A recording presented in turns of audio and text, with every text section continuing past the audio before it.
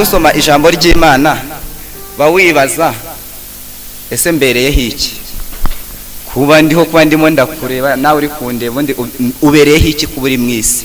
Dusome ijambo ry'Imana dusanga muri Zaburi ya 90. Zaburi ya 90 n'umurongo wa 12. Muri Bibiliya mfite ndabona ari page 576. Zaburi ya 90 umurongo wa 12. Reka dusome mu izina rya Yesu. Haranditse ngo utwigishe kubara iminsi yacu uburyo butuma dutunga imitima y'ubwenge. Reka dusubiremo utwigishe kubara iminsi yacu uburyo butuma dutunga imitima y'ubwenge. Reka twongereho ahandi ni mu mubwiriza igice ni cya 12. Twumve uko Salomo arimo avuga.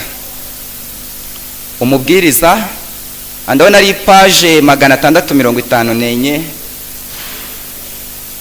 muri Bibiliya mfite hano. Reka dusome mu izina rya Yesu. Umubwiriza ibice ni 12 umurongo wa mbere. Haranditse ngo ujye wibuka umuremyi wawe mu minsi y'ubusore bwawe, iminsi mibi itaraza n'imyaka itaragera, ubwo uzabuvuga uti sinejejwe nabyo. Shaka nakwegera haruguru gatoya aho n'ubundi mu bice 11 n'umurongo wa 9 kugira ngo tubyumve cyane. Ku murongo wa 9 haranditse ngo wa musore we ishimira ubusore bwawe n'umutima wawe ukunezeze mu minsi y'ubuto bwawe, kandi ujye ugenda mu nzira umutima wawe ushaka no mu mucyo wo mu maso yawe, ariko menya yuko ibyo byose bizatuma Imana igushyira mu rubanza. 10 nuko ikura umubabaro mu mutima wawe kandi utandukanye umubiri wawe n'ibibi bikube kure, kuko ubuto n'ubusore ari ubusa. Noneho kuri 12 tubwira ngo ujye wibuka umuremyi wawe mu minsi y'ubusore bwawe, iminsi mibi itaraza n'imyaka itaragera, ubwo uzabuvuga uti sinejejwe nabyo. Reka dusoma hanyuma ibindi turajya tubivuga. Ni mu Befeso igice ni icya mbere. Mu isezerano rishya ndabona ari page 194. Abefeso igice ni icya mbere. Abefeso Plito ni igice cya kabiri. Abefeso ni igice cya kabiri. Turasoma ku murongo wa 10. Reka naho dusome mu izina rya Yesu nimba mwahageze.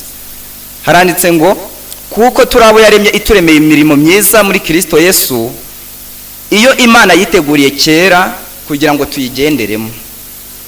Subiremo, kuko turabo yaremye ituremeye imirimo myiza muri Kristo Yesu, iyo Imana yiteguriye kera kugira ngo tuyigenderemo.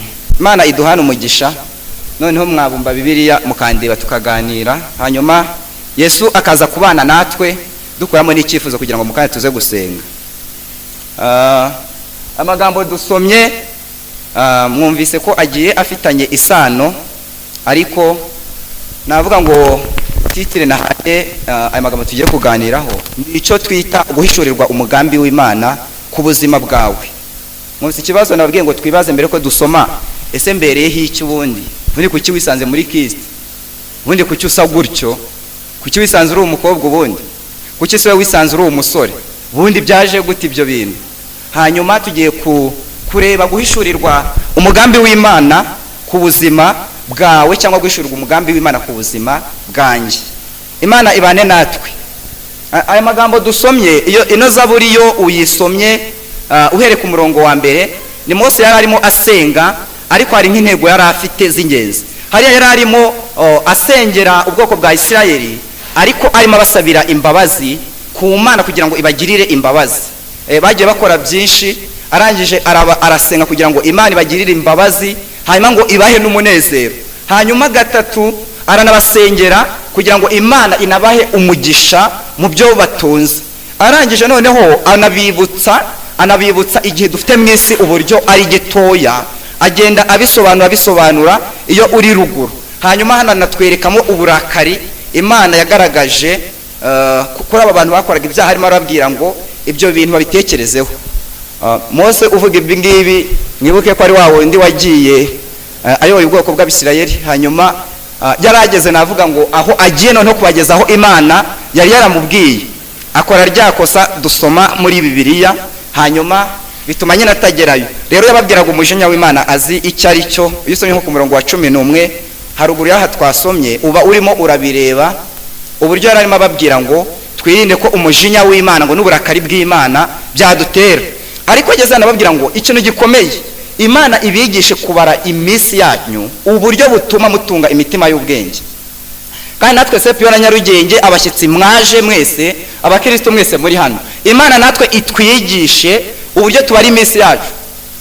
Muri abafizisiye, abamatematisiye, abinjiniyazi n'abascientifique. Ariko Yesu ntekereza aca muri Mose agasengera isengesho, ntabwo yarayoboye ko abantu ari kubwira, buretse namwe kuba mumeze gutya, ntabwo bari bayoboye kubara iminsi umenye ngo navutse ku itariki iyi n'iyi, sikaje kubaho iminsi iyi n'iyi. Ibyo bari babizi, nta muntu ubutabizi, kereka iyo yarangaye cyangwa akaba indika yihariye. Ariko kuki arimo arabwira ngo utwigishe kubara iminsi yacu uburyo butuma dutunga imitima y'ubwenge? Icya mbere ni uko ibyaha biricisha, ari nacyo kintu nyine yagiye aheraho ababwira. Ibyaha kuba byicisha, arimo aravuga ngo Imana itwigishe uburyo tubara iminsi yacu. Hanyuma baze kuri mixer baze kubigenza neza ku buryo abantu bumva, ndumva ntari buze kuzamura ijwi cyane. Hanyuma kandi ikindi uko binazana nyine wa mushinya twarimo tuvuga n'uburakari by'Imana. Rero Imana ivuga ngo utwigishe kubara iminsi yacu uburyo tutaza kubaho tubabaza Imana. Hano twihuse nuko ikindi kirimo, Imana irimo iravuga ngo utwigishe, cyangwa iciye muri Mose ngo utwigishe kubara iminsi yacu, ntabwo ari ikintu ashatse kuvuga, ahubwo nukuza gukoresha iyi myaka mu buryo bw'ubushake bw'Imana, cyangwa mu yandi magambo no gukoresha iyo myaka ufite kubaho ku isi. Bamwe muragenda ejo bundi, abandi mugere mufite 80, abandi mugere mufite 70, n'abazagera 90, n'abazagira ingahe. Ariko gusa nuko igitangaje aha Mose bagaragaza ko ngo bitewe n'ibyaha ngo umuntu ngo yaramye ngo ni 70, ngo ni 80 ngo akabije. Ariko hari n'abagera 100. Ariko mu myaka uzamara uhereye ubu ngubu, mbibutse ko Yesu n'ubu turanga wajya gukora n'igare ryawe riraje ubundi ugahita wigendera, hanyuma ukadutangayo tukazagusangayo, cyangwa nanjye nkaba ndahanga ndi kubwiriza rigahita riza nkigendera. Rero ahangaya barimo arababwira ngo utwigishe gukora ubushake bwawe hano ku isi mu gihe tuhafite. Imana idufashe mu izina rya Yesu. Nagira ngo mbibutse ko kandi nanone dufite kubaho iminsi mike, kandi mubona ko yuzuyemo imiruho, ni stress kabisa. Tutaretse n'ibyangaha muzi mwirirwa muzunguruka imitwe yakoze, none arangiza wibwira ko ariho ugiye aheza, nawe uzahasanga imiruho. Kandi nunambwira ko uzagira za ndoto ufite, nabyo uzasanga ari imiruho. Nibyo Salomo yagiye avuga hariya mu mubwiriza. Rero iyi minsi dufite ni mikeyi, nayo yuzuyemo imiruho. None aravuga kuko azi ko igoye, aravuga ko igikomeye de focus ari uko turaza gukora ibihuye n'ubushake bw'Imana. Imana ize kudufasha mu izina rya Yesu. Hanyuma ikintu dukeneye nuko dukeneye ko Imana itwihishurira, tukaba abasore n'abakobwa baza guhishurirwa. Navuga ngo aka kantu gatoya wambaje aho yagiye yigeze avuga ngo hanagiye ngo nakabombo ngo bamuhaye ngo nako kagiye gushira. Natwe Imana itwibutse, cyangwa tuze gusenga tubwira Imana ngo itwihishurire, tumenye uburyo iminsi dufite ari akabombo gato. Donc iyi ni inzira ducamo twigira iwacu, ni transport nyine tujyana. Mwabyibutse ngo turabashyitsi n'abimukira. Kandi iyo uri mu icumbi, iyo uri umushyitsi, hari ibintu uba webere, hari n'ibyo utemerewe. Hanyuma niyo mpamvu ho rukumbura iwanyu ahantu wagiye uri umushyitsi, ubuzi ko isaha n'isaha ugomba kuhava. Hari n'igihe wamara iminsi kuva urarambiwe niyo batakwirukana. Rero twebwe kuko iwacu atari hano, nuko tugomba kubwira Imana ikaduhisha tukamenya ko aka kabombo ari ak'igihe gitoya, ahubwo Imana ikaguhaye kugira ngo akubere transport, ugire ibintu ugakoramo tugiye kureba hano hepfo bituma uraza kujya mu bwami twateguriwe kuva kera. Hanyuma ahangaha ari kuvuga ngo utwigishe kubara iminsi yacu, ngo uburyo butuma dutunga imitima y'ubwenge. Kuki ubundi ahise avuga ngo twije kubara iminsi yacu, ntavuga ikindi, akavuga ngo kugira ngo tubashe gutunga imitima y'ubwenge. Nta kindi nuko wisdom cyangwa ubu bwenge nibwo budufasha gukora amahitamo muri ubu buzima. Hanyuma amahitamo ugira uri hano, navuga ngo niyo icyerekezo bwa buzima bwawe. Uri hano ubicyerekezo ufite cyangwa ibyo urimo ahangaha biri apati yo kwiga, ibyo ubona urimo n'amagurupu bamo kuri WhatsApp n'ibindi ukora ni choice. Hanyuma rero ubu bwenge nibwo bugufasha kugira aya mahitamo. Niyo mpamvu rero dukwiye gutunga ubu bwenge Imana yamubwiye kugira ngo tubashe kumenya aya mahitamo. Ikintu rero kinakomeye nuko aya mahitamo tugira tukiri hano ku isi, nuko afite ingaruka mu bugingo bw'iteka, nuko afite ingaruka cya gihe igare ryari rizamanuka kavuga ngo wa undi ngo yagiye yitabye Imana, cyangwa ngo yagiye hahandi n'ubwo ababeshya ntabwo abantu bose bitaba Imana. Imana rero idufashe kumenya ko ubuzima bwacu ari ubw'igihe gito, ahubwo ubu bwenge tubukoreshe nk'abantu buri gufasha kugira ngo bategure hantu bagiye kuba. Twihuse, hari ikintu ahangaha navuga, uyu murongo urakomeye. Yesu yigeze abwira, arimo mubyibuka, umutunzi, ni muri Luka ibice 12, yagiye ahavuga ibintu byinshi, arangije aza kuvuga ngo ubugingo bw'umuntu ntibuva mu bwishi bw'ibyo atunze. Arangije ageze hepfo muri Luka ko yahise anatanga, yahise abacira umugani, ababwira ijambo rikomeye, ababwira kuri wa mutunzi wagiye kabisa akora ashaka ikintu bita ubutunzi. Arangije kubushaka abona noneho ngo stoke yabaye ntoya, mwana noneho urugama rwanjye reka rwose urundusenye mite nshyiraho urundi kugira ngo ushyiremo ibintu byanjye. Wagiye kumva yumva arasuwe ngo ko ugiye kwakwa ubugingo, ibyo bintu biraza kukumarira iki? Nagira ngo mbibutse ko ubugingo bw'abantu bajya mu ijuru ntabwo buva mu bwishi bw'ibyo umuntu atunze, nta nubwo buva mu buke bw'ibyo umuntu atunze. Imana rero itwigishe kubara iminsi yacu muri bwa buryo buraza gutuma tuza kunyura kuri iyi tere, hanyuma twigendere tuze kugera ahantu Imana ishaka.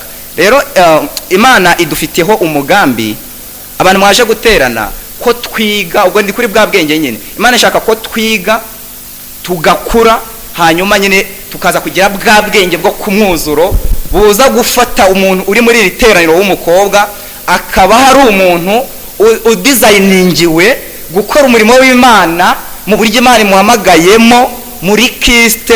Waragiza no hanze kuri tere yindi naho ugakora, hanyuma igare ryawe ryaza tukaguherekeza nyine ugahita wigendera. Basore, Imana ibafashe umenye ikintu cyatunyuza muri Kristo. Namwe mwabakobwa mwe, Imana ibafashe mumenye ikintu cyatumye muza muri Kristo. Mbese ko abantu muri ahanga ntabwo ariko mwese mwagize 73, kandi abantu bagize 73 bose ntabwo baje aha. Kandi namwe abantu mwize WD abantu bafite 60 ntabwo ari bose baje ahangaha.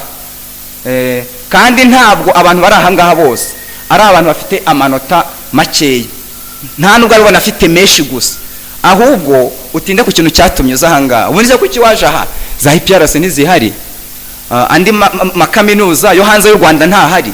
Ubuse kuki harabo tuzi twabanye hano umuntu akabana n'umwaka hano natwe agahita ajya hazi, kuki wundi wowe utagiye wanasanga namurushaga amanota de, ubundi kuki uraha? Ariko Imana idufasha guhishurirwa impamvu turi hano, impamvu turi muri iyi kaminuza. Imana iguhita ikindi turi n'abapantekote, wasanga hari nk'umuntu rwose uri ahangaha, ingera niwibuke muri pastor wiruke nk'ibirometero bike, wibuke uraza gusanga hari nk'umuntu yiga segode barabwiye kuzajya kwiga, wasanga hari n'abandi Imana ndabizi haro twaganiriye hano, we Imana yigeze imubwira ataraza ko inapresiza ko azaza muri Kristo.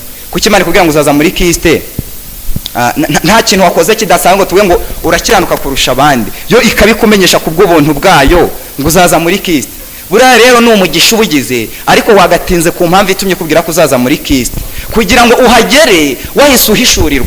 Mu yandi magambo dukora ikosa yuko tuza ntiduhite twisabumitinga ku Mana kugira ngo umenye ikintu gitumye uza ahangaha, none umuntu akakimenya acererewe, akaba muri imwe ngo natinze kwitaba. Umuntu ukabona ageze mu wa 4 arimo araregreta ibintu atakoze mu myaka amaranye na sepu, kandi ntabwo ari sepu gusa, arimo araregreta mu myaka 4 cyangwa 5 kubiga muri architecture, imyaka 5 amaze aha adasoje umugambi w'Imana.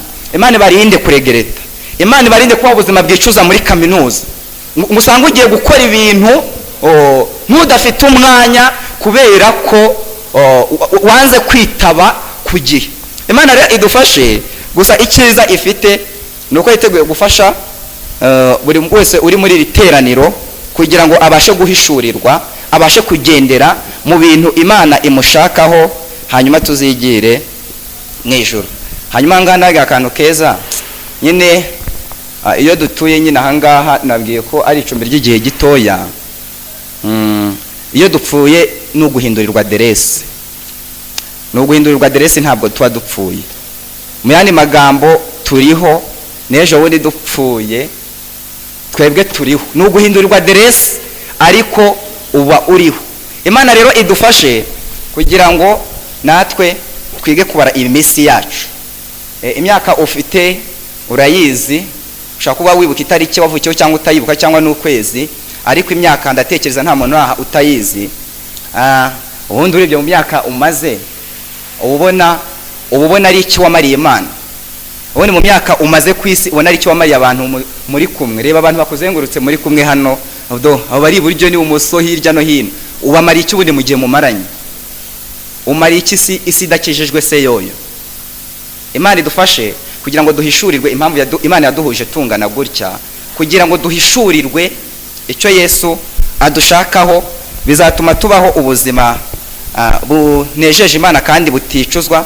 Kandi Yesu nzi ko yiteguye kuzabana natwe. Hanyuma nagira ngo mbibutse ikintu gikomeye. Iyo usabye mu Baheburayo 9:27 batubwira ko umuntu yagendeye gupfa rimwe gusa. Ndi kuvuga uyu mubiri ni isitente, Pawulo yita ngo ni itente, nuko wagenewe gupfa rimwe gusa. Bivuze ngo wansa ukoresheje ubu buzima nabi, nta ritani haba.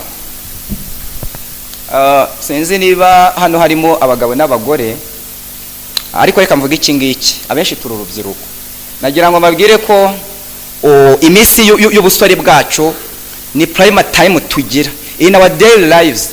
Nuko iki gihe dufite the time of young or the time of youth is the prime time in our lives. Bivuze ngo niba ufite imyaka 20 uri hano, ntabwo uzigera ugira 20 inshuro ebyiri, c'est pas. Uragira 20 ejo haze 21, ntuzongera kugira imyaka 21. Bivuze ngo iki gihe dufite cyitwa kuba turi urubyiruko ni igihe cyiza rimwe mu buzima, kandi amahitamo menshi tugira mu isi nuko agenda cya cyerekezo nababwiye agenwa turi ahangaha. Ntimukibaze babantu tujya tubona muri vision zitandukanye mu murimo w'Imana, mu bisanzwe tumubona ari hariya. Nimuganiro uzasanga ari choice imwe nababwiye, akoresheje ubwenge yagize, mukamumubona uko ari. Yaba babandi bakize, bamwe kubashaka gukira cyane mwita abaruromodozi, babandi mu murimo w'Imana mwita abaruromodozi. Abo bose uzasanga ari amahitamo yagize akiri umusore, hanyuma bikaba we n'umusaruro w'ibyo yakoze cyangwa ibyo yahayemo nk'icyerekezo akiri umusore. Natwe Imana idufashe gushyiraho icyerekezo cyiza. Nagira ngo mbibuze ko twe tuzakira. Mbabwiye impamvu tuzakira. Iri ni itangiriro ry'umunezero wacu kuba twicaye ahangaha, sibyo? Ni itangiriro, ariko nagira ngo mbabwire ko igikomeye kwa Yesu ntabwo ari ukugira imodoka 20. Nta nubwo igikomeye ari uko utagira n'imwe. Icyakora mwese mbifurije kuzakira, kuko turi no kwiga ari byo tugamije. Ikindi kereka ko za mahitamo mabi nongero cyakora cyangwa n'ubushake bw'Imana bujya bubaho kubw'impamvu zayo, abantu turi hano twese tuzakira. Mu myaka nka 20 iri imbere tuzajya duhura, ubone wa muntu wari uzi hano muri sepu ntabwo ari we. Rero igikomeye ntabwo ari ukuntu uzabura icyo gihe, ni icyo umaze mu myaka umaze, ni icyo umariye Imana n'abantu bari ku isi muri iyo myaka ufite. Ni icyo muri izo modoka ntanzeho urugero 20 dufite icyo zamariye abantu n'icyo zamariye mu busabane bwawe n'Imana. Rero Imana idufashe kugira ngo tuze gufata imyanzuro, tuze kurangiza iri teraniro wagize imyanzuro ufata wisuzumye mu mutima wawe, utinde muri uwo mutima ujye uganira nawo kugira ngo urebe ahantu ufite intege nkeya mu gusohoza umugambi w'Imana ku buzima bwawe. Hanyuma ikintu nababwira ni uko iyi zaburi nanone mpita itubwira ikintu cyitwa judgment. Niba Imana itubwira ngo twigishe kwa iminsi yacu uburyo butuma dutunga imitima y'ubwenge, ni iki kibyihishe inyuma ubundi? Nuko hano arimo aratubwira ko hari judgment hano inyuma gatoya. Rero dukoreshe iki gihe dufite kugira ngo tutagira ibintu twitwaza, kuko ubyirengagije, ubikoze utabitekereje cyangwa ukabikora nyine wabitekerejeho, nagira ngo nkubwire ko ibi ngibi n'ubundi ntabwo bizabara kukujyana mu rubanza. Navuga ngo take care of yourself kugira ngo ibintu bizagende neza, kandi Yesu icyo nzi cyo nuko azatugirira neza. Iyo duhawe umunsi nk'uyu twahawe, navuga ngo barandi mahirwe duhawe, uyu munsi duhawe kiba ari igihe duhawe, aba ari opportunity yindi duhawe kugira ngo navuga ngo tubike ubutunzi bwacu mu ijuru. Hari umuntu yitwa Muco yanditse kuri iki kintu nari mvuze, avuga ko yagereranije aya masegonda nyine ageze umunsi, ndumva ari 86,400 abigereranya n'amadolari wahawe angana gutyo. Noneho agenda asobanura uburyo uri free kuyakoresha, ariko avuga uburyo afite igihe arangirira. Bavuga ngo imagine ayo mafaranga utayakoresheje, hanyuma za saha zikagera cyangwa amafaranga agashira kuri ya deadline utayakoresheje kandi yarayawe. Rero none asoza avuga gute? Asoza avuga ko niba amafaranga yose ugiye gusohora ubuze icyo agiye kumara n'agaciro k'ikintu ayo mafaranga agiye gukora kigufitiye umumaro, niko twagakwiye kugenza ngo n'uyu munsi wacu. Avuga ko wagakwiye nabyo kubijera mu buryo buraza kukungukira. Imana rero idufashe. Rero twebwe tukwiye kuba dusoza umugambi w'Imana kubera ihe mpamvu bwa bugingo bukurimo, nuko tutarabino mwisi. Ntabwo twaje gusohoza umugambi w'isi, twaje gusohoza uw'Imana bitewe n'ikiturimo. Hari ikintu kiturimo ari cyo gituma tugira na communication n'Imana. Ntugire ngo kuba tubyina cyangwa tugira utebya nini nabanaga mukora gufashwa n'ibindi byose, ntabwo ari byo umuntu aba yigirisha, ahubwo hari ikintu kimurimo gikumburana na hantu yavuye, wa mwuka nyine uzaduhamya cyagiye twagiye uri mu ijuru, wa wundi uhamanya natwe ko turi abana b'Imana. Mu byahishwa kongera kanavuga ko igihe Yesu ngo azabavuze ngo wowe genda, wa wundi azavuga ngo ngwe n'uruhuka imiriho n'imihati, nuko abiyongeyo rero ni uhora atureshya, ukumvura kumbuye, ukumva ugiye gusenga, ukumva usomye Bibiliya, nta muntu biguhase. Bivuze ngo ni cya kintu kiturimo kitwirukamo. Bivuze ngo rero ubwo bukene tubufite muri twebwe, nutabishaka kugira ngo ubone ko ubugingo bwacu bukomoka mu Mana, nuko n'umuntu udakorera Imana muzabere bagira utuntu baramya mujya mubibona.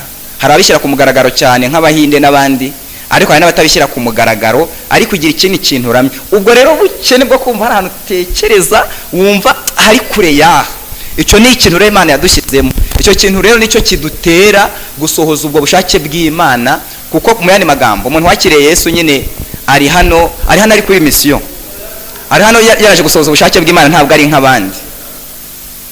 Hari umurongo Paulo yandikiye Abagalatiya arababwira ngo hari abantu yandikiye nk'abakamere, ntiyabandikiye nk'abo mwuka. Kuki avuga ngo ni nk'abakamere kandi ari abantu yandikiye? Bivuze ngo umuntu wakiriye Yesu ni umwuka uza hano agaca muri uyu mubiri, agaca muri iyi karito, hanyuma akagenda agasohoza ubushake bw'Imana. Igihe cyagera agahita asubira ku Mana, hanyuma nyine akigira muri wa mwanya we, bwa bugingo Yesu ngo yari yarahishe muri uwo muntu. Bivuze mu yandi magambo ngo tumeze gute twe turi amaguru ya Yesu hano ku isi.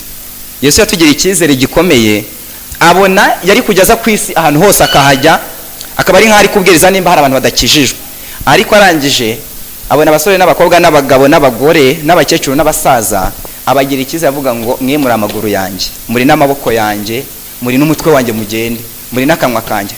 Mwabyibutse mu rw'Abakorinto 4 yarabivuze, aravuga ngo turi ibisonga byeguriwe gukorera Imana. Hanyuma aravuga ngo niyo ngo iduha ngo niyo inyura muri twebwe kugira ngo dufate abantu bari mu isi tubunge n'Imana. Bivuze ngo rero ni Kristo uri mu bunga cyakora aciye muri tere yitwa Gasigwa. Imana idufashe rero guhishurirwa abo turi bo muri Kristo Yesu, bizagenda byoroshya navuga ngo imibereho y'ubuzima tubayeho. Hanyuma twasomye ahantu naho navuga hari amagambo akomeye.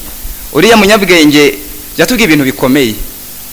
Yaratubwiye ngo Imana itwigishe kubara iminsi yacu uburyo butuma dutunga imitima y'ubwenge. I mean yatubwiye ngo wibuke umuremyi wawe iminsi mibi itaraza, ejo bundi utazabuvuga ngo ntabwo giye nejejwe nabyo. Hanyuma era hejuru avuga ngo inezeze kabisa, ngo ino muri campus ukore enjoyment. Utubari cyakwa ntabwo tukiba kubera covid, ariko uje mu bindi, reba iyo telefone yawe ufite, ugende wenjoyinge kuri YouTube, kuri Google searching, hanyuma jya no mu bitabo usome wenjoyinge. Ariko aravuga ngo ibyo byose nibyo biza kujyana mu rubanza.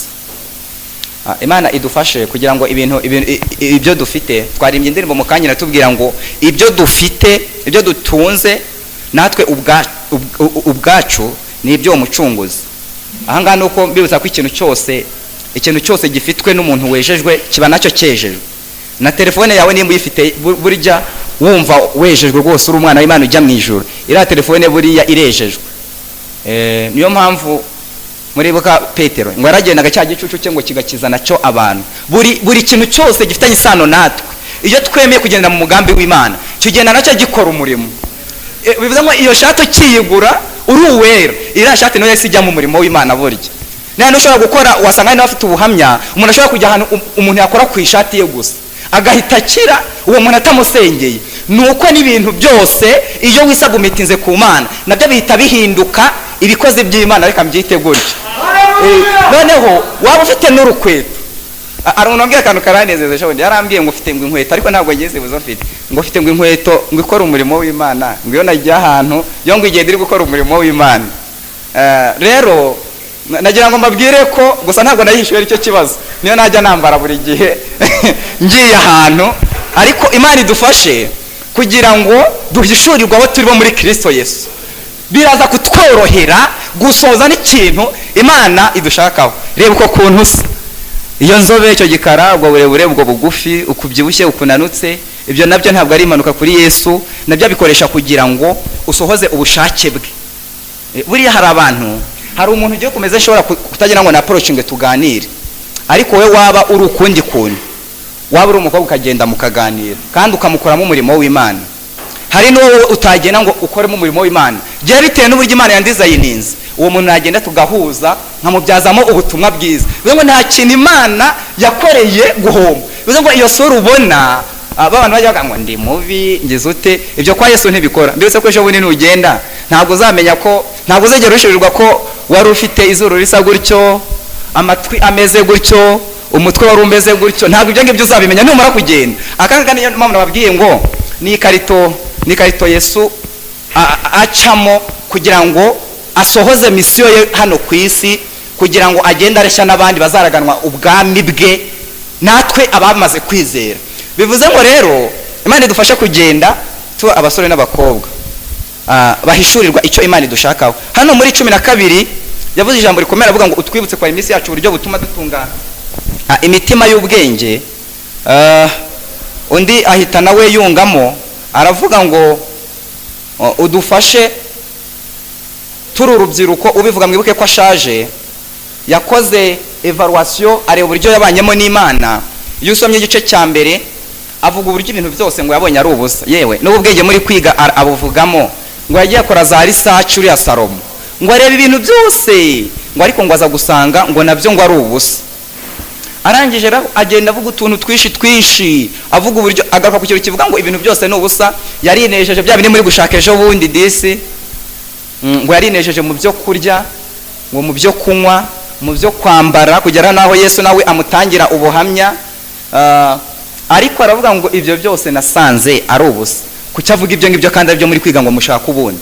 Salomo wenjoyinze mwe nawe uzagera ku rwego rwe. Mwe muraza ugire nukabyuragira kugira utumodoka tunga, ugira utuzu tungahe, ugiye n'izindi properties zitandukanye, ariko ntabwo ushobora kugera ku rwego rwa Salomo kuko Bibiliya harani kubwira wowe hari imipaka utazarenga kugira ngo utagera ku rwego rwa Salomo. Bibiliya bitubwira. None kuki Salomo ari kuvuga ngo ni ubusa kandi ibyo bintu wowe uri gushaka yarabitunze? Aba nta kintu uri kumvamo. Nuko dukwiriye kubaho dusohoza ubushake bw'Imana. Ibintu ufite ukamenya impamvu Imana ibiguhaye. Ubone se kuki waje kwiga iyo fakati? Hano hari n'abantu bajya bintu rwose kuki Imana wanzanye muri iyi ngiyi. Ubusa abantu wahuye nabo mwigana ukabagira umumaro nabo bakakugirira umumaro. Ushobora kuba unatandukanye no kuba mwigana. Wari guhura nabo iyo utigaho ngaho muri iryo shuri urimo. Iyo utaza muri Kristo wari guhura n'uyu muntu ukugira umumaro ushobora kuba utekereje hafi mu mutwe wawe. Rero Imana nta kintu ikora idafite umugambi wayo. Reka mbibutse iki ngiki ariko mucyumve neza. Mbibutse ko ushobora kuba waraje kwiga aha ngaha utaje kwiga.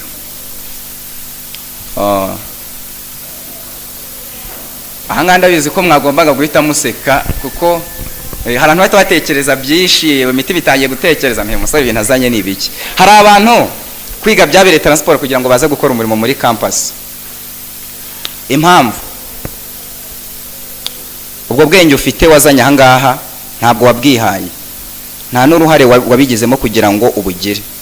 Nuza kumbwira ko ubufite uraza guhita ureba nawe ushobora kuba ubaza abantu nababwiye bafite 73 bataje kwiga, bana bishatsakanye umwete bakabibura. Nuza kumbwira ko ufite ubwenge uraza kumbwira ko nta bandi bantu mwiganye bagucaho bana babambere akabara amafaranga yo kwiga kugira ngo azi. Ariko Imana kubera yo iturebera mu mugambi wayo cyaje nabwiye ngo yatureme ngo turabayaremye turemeye imirimo myiza muri Kristo Yesu. Yo ikurebera mu mugambi wayo hanyuma igahita iguha ibyangombwa byose. Mu byangombwa harimo no kuza kwiga aha ngaha. None bikakubera transport igufasha gusoza umugambi w'Imana. Niyo mpamvu wisanga aha ngaha hanyuma ukagira 40 mbese ko amanota tugira turi aha ngaha nayo ntari mu mugambi w'Imana. Ubona hari umuntu ufite amanota nka 80 nangahe 90 ndumva tutajya tuyagira. Abari muri first class aha ngaha rwose nakurikirana bari muri 80 nangahe 90 biragoye nimba bana hari yaba ari umwe ariko usanga ari nka 84 n'atanu gutyo. N'abantu bafite aya ngaya mbibutse ko umuntu ukijijwe na manota ari kuri mission. Imana ishobora kubigira ngo uzagere scholarship ujye muri Amerika nuhajya uhakora umurimo ugenda uhakora ivuga butumwa. Urumva ko igikomeye ntabwo ari amashuri uri kwiga ahubwo ni mission yihishe ako kandi Imana ikugakoresha nka transport ikujyana kujya gukora umurimo w'Imana. Imana idufashe rero kugira ngo twishurirwe ikintu cyatumye tuza aha ngaha kandi nawe nemuze kugira ubuyobe. Ntabwo kuba ibyo byabo kubera transport bikubuza kwiga, ahubwo kwiga bishimangira wa mugambi w'Imana kuko tugomba gukora ikintu mu gihe cyacyo. Nibyo byerekana ya wisdom twavuze ngo twigishe kwara iminsi yacu buryo butuma dutunga imitima y'ubwenge. Rero Imana idufashe kugira ngo tuze kugira management mu buryo bw'umwuka iraza gutuma dutunga imitima y'ubwenge. Ntabwo neza kwabwira mu buryo mu mubiri n'ubundi nibyo mwirirwamo. Nje kwabwira se ngo mukore gutya ngo kugira ngo muzabeho gutyo baba ni mugira ngo basha ngo muri success in lives n'ubundi nibyo mwirirwamo. Ahubwo mukeneye kugira management mu buryo bw'umwuka iraza gutuma ubana n'Imana harimo kenjoyinga n'ubuzima. Nta kintu kiryoha nko kuba ufite professor uri professor uri PhD man or PhD women hanyuma ufite masters yawe ufite bachelor yawe hanyuma ufite Yesu umufite wese. Niba hari ikintu kiba kiryoshye uba ufite bwa bugingo navuga ngo bwuzuye hama no ubuzima ukabwenjoyingamo. Dufite abantu bafirinze buno buzima hanyuma bafiringa no kubana na Yesu. Imana idufashe rero twebwe kuko twaje aha ngaha tuba abantu bafiringa buno buzima kubera muri kwiga kugira ngo muzakore bya bindi munakomere n'ibiki ariko tunafiringe n'ibintu byo kubana na Yesu.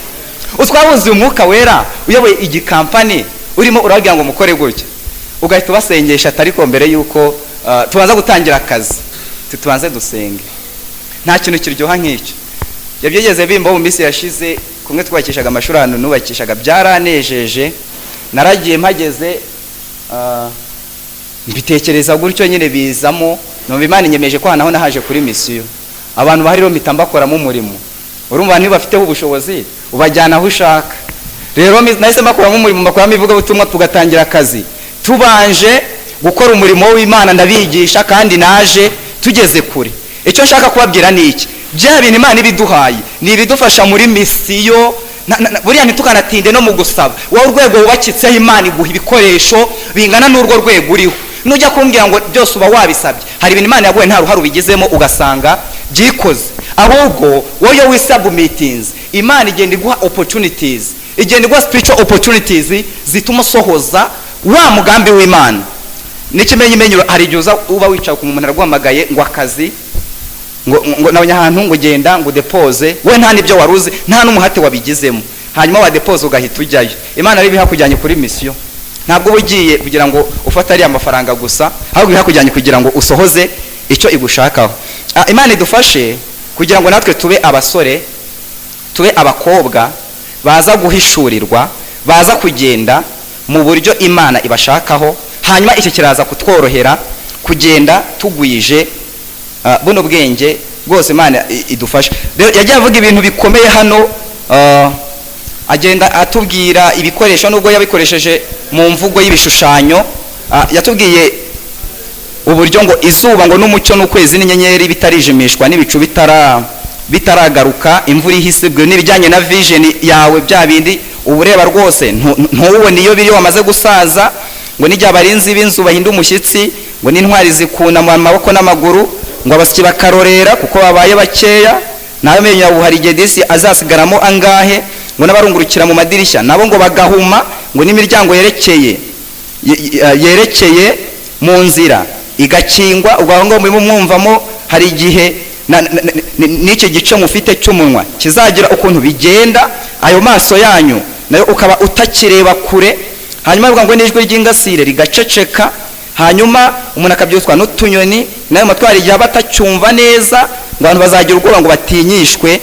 Niko ari kuvuga ku murongo wa 5, ngo nuko bazatinya ibiri hejuru, bafatirwe n'ubwoba mu nzira, kandi igiti cy'umuhuza kizarabya, ubwo n'imvi n'igihore ngo kizarabya, ngo kiremereye kandi kwifuza kuzabura, kuko umuntu aba ajya iwabo hiteka, abarira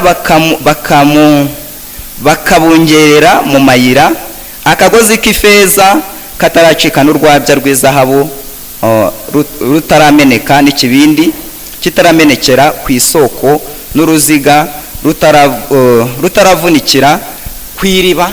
Hanyuma ngo umukungugu, ku murongo wa 7 avuga ngo n'umukungugu ugasubira mu butaka, uko wahoze n'umwuka ugasubira ku Mana yawutanze.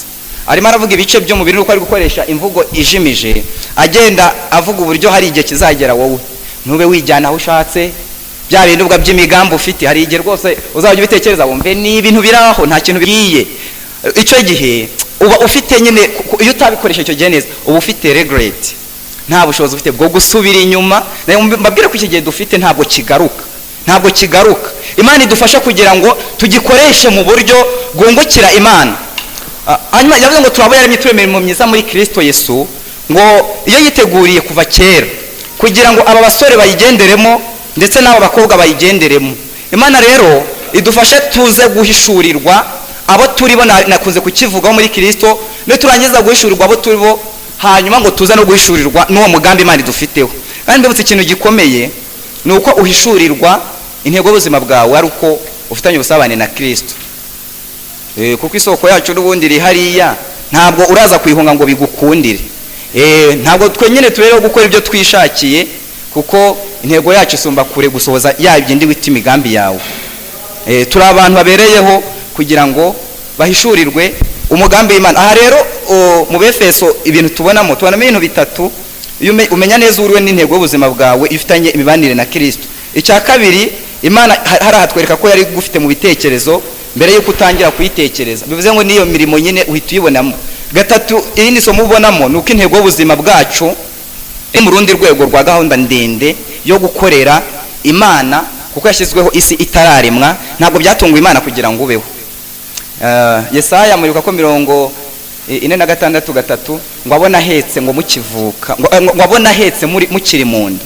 Donc Imana yo ibikureba ikakubona uri nko kuri uri gukora, yo niyo mpamvu ngo igutera urukiri mu nda ya mama wawe, none amanuka ifa akavuga ngo inaguheka, ngo bita inaguterura niyo yakwakira mbere ko cyagiye bagutera uruvuka no utarubizi ngo Imana niyo yabanje kukwakira guhakeye babandi cyakora kugezaho birabikorwa nyuma hanyuma njye minavuga ngo nzaheka ubwo se urumva ikubwiye ngo nzaheka kubw'imirimo wakoze no ahubwo nuko we ugomba kugenda usohoza umugambi w'Imana ku buzima bwawe kugira ngo Yesu agende agufasha kandi bizatunezeza. Reka mvuga iki ngiki tugenda tunegera umusozo. Hari ibintu byiza bifasha umuntu ufite imibereho ifite intego cyangwa ibyiza by'umuntu ufite ubuzima ufite gusoza umugambi w'Imana ku isi nuko kumenya intego y'ubuzima bwawe. Icyambere biguha agaciro kuko ubukora ibintu unafite confidence kuko uzi ko ari cyo kintu wahamagariwe ugikora wumva ufite confidence mu Mana bigatuma rero ugisohoza neza. Ariko iyo utakimenya urahuza buri kintu byose urakora ese haba ari aha ngaha byaba bimeze ibintu byose nyine ukabikora uri ahantu nta hantu na hamwe uhagaze. Ariko umuntu ubuzima bwe bituma bugira agaciro kandi ubuzima nyine butarimo Imana ntabwo bugira intego. N'ubuzima budafite intego ntibushobora no kugira agaciro kandi ubuzima budafite agaciro burya nta mumaro bugira nta n'ibyiringiro butanga kuko ibintu byose uri gukora uri output y'Imana. Ibyo ngibyo byose ngo ni zero niko Bibiliya itubwira. Icya kabiri kumenya intego byoroshya imibereho ubaho nta stress ufite urasanye n'ukubita mu cyico ntabwo bikuvuna. Ikindi bicyerekeza imibereho yawe bivuze ngo ejo nabo muzaba n'iki abashura intego ubuzima bwabo ibyo bizaba icyerekezo. Ejo niyo mpamvu tuzajyanza hamwe usanga baba abadiyakoni abandi babaye ba pastor abandi baba abashoramari bakomeye kandi bose abiriho gusoza umugambi w'Imana. Ibyo ngibyo nibyo bizagenda bidufasha. Rero ibyo ngibyo biha imibereho ubuzima bwawe. Ikindi byongera imbaraga mu mibereho yawe kuko aho hantu bituma iyo wahishuriwe icyo Imana yagushyiriyeho aho ngaho niho utinda cyane. Rero ugira imbaraga mu icyo kintu nimba uririmba waririmba sepu yose tugafasha kuko wahishuriwe ko mu bintu Imana yaguhamagariye nuko ugomba gufata mikoro ugahanurira abantu uririmba.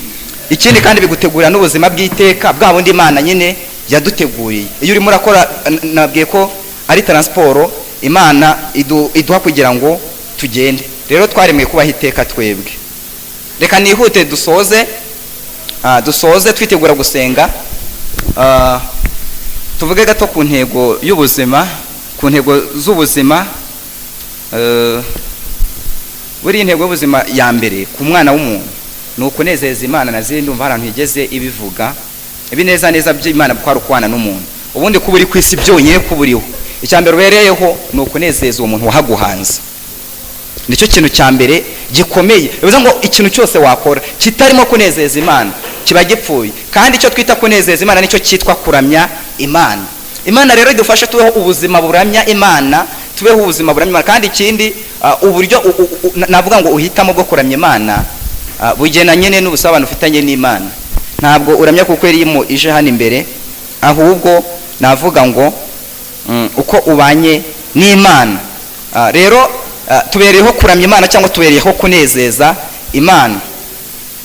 Hanyuma twihuse nagira ngo mbabwire ko hano mu kuramya Imana ikeneye ko tuyiramya tuyinezeza tukegera imbere tukajya no ku rwego tuza kuba nyine za nkoramutima z'Imana. Nihuse intego ya kabiri bura nuko twaremewe nyine kubana n'abandi uko turi hano. Buze ko umuntu ataguma muri hariya mu rugo ngo Imana imuhafashirize ntaze guhura natwe. Nuko twaremewe kubana n'abana b'Imana twaremeye ku umuryango w'Imana kandi kuba hari umugore n'umwana n'umugabo bifite icyo bivuze no mu bwami bwo mu ijuru. Ntago ari ibintu Imana ikora ihubutse. Imana data n'umwana n'umwuka wera. Rero Imana yaturemeye kugira ngo tuze tube mu muryango w'abana b'Imana. Iyi sembore y'umuryango w'umwana n'umupapa isemboriza umuryango w'abana b'Imana n'Imana. Rero Imana idufashe kugira ngo tuba abantu bakunda sepu ya Nyarugenge. Ntukabaha ngaho wumva ari nko kuza kugira ngo uruhuke mu mutwe. Navuga ngo ni intego y'ubuzima. Imana idusaba ko tubana namwe hanyuma mukanyaza nanjye nkabatyaza kugira ngo umuntu w'Imana abashyitsi afite ibintu byose byuzuye kugira ngo asohoze icyo Imana ishaka. Mbibutse ko turi umusaruro w'abantu twahuye nabo Imana ibaciyemo, turi umusaruro w'ibyo twanyuzemo uko turi. Hanyuma dore umumaro wo kuba mu muryango nuko nawe ugira izina ry'uwo muryango nyine hanyuma ugasa nabo usanze. Mbibutse ko nyine hari ukuntu abasepiye bagenda hari ukuntu abakristo bagenda ugomba gusa nabo usanze. Ntabwo ari ibintu byo guhanga utwawe ahubwo wemera kugenda muri abo bantu kuko bo bafite intego ari Imana yabahurijemo. Bivuze ngo ugomba kuza ugasa nabo ubundi ukigera ahangaha uje mu wa mbere wagahishura abantu baba ahangaha ukuntu bitwara. Ntabwo ari ngombwa ko umuntu ushinzwe discipline muri sepa akaguhugura. Ubundi aguhuguye nkande nimba arishuriwe intego y'ubuzima bwawe. Uyu muntu aretse kumushyiraho stress agasohoza umugambi w'Imana araza ngo aje kuguhugura. Bakobwa mwe mwasoje umugambi w'Imana mumenye uko twitwara muri sepa. Hari ukuntu mu myaka amazanga nabonye abasepiye bitwara. Ubundi webyo wabikuye he? Ukuntu usigaye ugira imisatsi wabikuye hehe? Hajya muri sepa twambaraga amajipo areshya niyo ujya wambara uri hahandi no. Hajya wa musore we yapantaro ujya wambara sepa ntabwo ariko tuza ntabwo ari amateka batubwiye. Rero Imana idufasha kugira ngo duse nabo dusanze. Biraza kudufasha gusohoza icyo Imana ishaka. Ikindi n'imigisha yose y'uwo muryango natwe turayihabwa. Ikindi n'ubusabane bw'uwo muryango dusanze nabwo turabugirana. Ikindi n'umurage w'uwo muryango. Imana rero idufashe kandi ikirusha agaciro muri ibyo nuko muri uwo muryango dukundana. Nihute gihe kirarangiye. Intego ya gatatu waremewe gusa na Kristo. Waremewe gusa na Kristo. Mu yandi magambo tugenda dukura kugira ngo duse na Kristo. Ntabwo umuntu akijijwe ahita aza ngo akora iyo mirimo yose, ahubwo agenda ahishurirwa na Kristo. Kandi mbese kugira ngo ukuri Imana ikoresha ijambo, igakoresha n'abantu, hanyuma igakoresha n'ibyo tunyuramo cyangwa ibituzengurutse. Ibyo byose rero irabikoresha kugira ngo ukuri. Hanyuma ikindi nuko waremewe gukorera Imana. Waremewe gukorera Imana ubwo niho hahita haza za mpano. Imana yagwaye izo mpano dufite kugira ngo zose tuzikoreshe. Ikindi turemye mu buryo nigeze mbikomoza butuma dukorera Imana. Nta komante yindi wateraho, twe turemye mu buryo butuma dukorera Imana. Waremeye gukorera Imana, wakijwe kugira ngo ukorere Imana, uhamagariwe gukorera Imana kandi unategetswe no gukorera Imana upfa kuba wavuze ngo wakijijwe. Hanyuma dore bigize imiterere ya buri muntu bimufasha gukora umurimo w'Imana. Ni impano z'umwuka wera Imana iduha, hari n'umutima inama Imana ijya iduha, n'abera barawugira. Mwibuka ko ngo Imana izana gukoresha icira imanza abantu babayeho Yesu ataraza, nk'umuntu wabaga mu Rwanda n'ibyo gihe bari bahatuye. Imana izagukoresha mu Baroma mujya mubisomamo 2:14. Hanyuma ikindi nuko ibigize muri imiterere dusangamo n'ubushobozi Imana yaguhaye ukabukoresha n'imiremerwe nyine. Hanyuma n'inarayibonye tugenda tugira bitewe n'ibyo tunyuramo. Hanyuma nyine waremewe gukoresha n'umuhamagaro wa undi wihariye wawe. Ibyo nibyo je nabonye nawe ufite ibyo wabonye, ariko twaremeye kugira ngo dusohoze uwo mugambi w'Imana muri izo angere zose. Bivuze ngo waremeye kunezeza Imana, ukaza hano ugafatanywa natwe, warangiza kandi ikindi gufatanywa natwe mpita nsoza nuko ikintu bidufasha ko duhishurirwa ya ntego. Mujya mubona ko abantu bagenda bahishurirwa. Ntabwo ushobora kubwiriza utaje hano mubera ngo ugende uhakurira ugere ku rwego ubwiriza. Ntushobora kuvuga kuririmba ngo uze utaje ahangaha ngo Imana igutereninge. Rero waremeye no kuba mu muryango. Hanyuma Imana ikindi yagushyiriyeho kugira ngo uyikorere ukoresheje za mpano yaguhaye.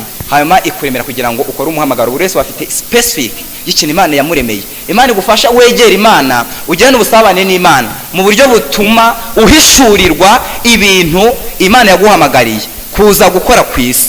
Imana igufashe kugira ngo ugire intumbero itumenya impamvu waje muri campus. Imana igufasha kugira ngo umenye nimba warasibiye, impamvu wasibiye. Cyaba ari ikibazo warasibiye wiga ahangaha ugasanga nta mpamvu y'Imana ibirimo, ni ikibazo gikomeye. Ugiye guhita kigaragaza wa mutima nyine w'ubwenge Imana idwa twatangiriyeho nta uhari. Nimba warasibiye ntuhishurwe ko biri mu mugambi w'Imana. Aho ngaho usaba Imana ngo Mana umfashe kwiruka kilometero, icyo gihe mfashe kindi. Wakagombye ko uri gukora indi mirimo hanze ari mbusibiye bitari mu mugambi w'Imana. Hanyuma nawe nimba warasibiye, hanyuma Imana izakubaza icyatumye yemera usibira, kuko si bose nujya kuvuga ngo waseye kufite amanota make gusanga hari nabimutse bayakurusha uyarusha, ahubwo hishurirwa icyatumye usibira. Imana idufashe rero kuba abantu bahishurirwa ibintu Imana idushakaho, bizatuma tubaho ubuzima butworoheye, hanyuma twigire mu bugingo bw'iteka tutanduje imyenda yacu. Soje gutya mu Befeso ibice 5:15 nuko mwirinde cyane uko mugende, mutagenda nk'abatagira ubwenge, ahubwo mugende nk'abagira ubwenge, mugende nk'abanyabwenge. 16 ngo mucunguze uburyo umwete kuko iminsi ari mibi, nuko ntimukaba bapfu, ahubwo mumenye icyo Imana ishaka. Rero hishurirwa, egera Imana umenye ikintu wa designing gukora, utazava ahangaha uregereta, utazabaho ubuzima bwicuzwa. Iki gihe dufite ntabwo kizagaruka. Ejo bundi n'ugenda uzaza muri sepu abakize baguha uburenganzira bwo kuza ahangaha babishaka. Warigiye nindangiza rwose bure ku nabangiriwe nta wampamagara ngo nze ahangaha mbwirize bitari mu mugambi w'Imana, bivuze ngo riraho habera umugambi w'Imana. Nushaka wararangiye kugaruka ntibizakunda. Imana idufashe. Tugiye gusenga ngo imirimo ajyama ninyirangiza ngo azampamagara ngere mu ijuru. Hanyuma Imana igufashe kugira ngo dusenga ubashe kumenya iyi ntumbero y'icyo Imana igushakaho. Muhaguruke dusenga Imana.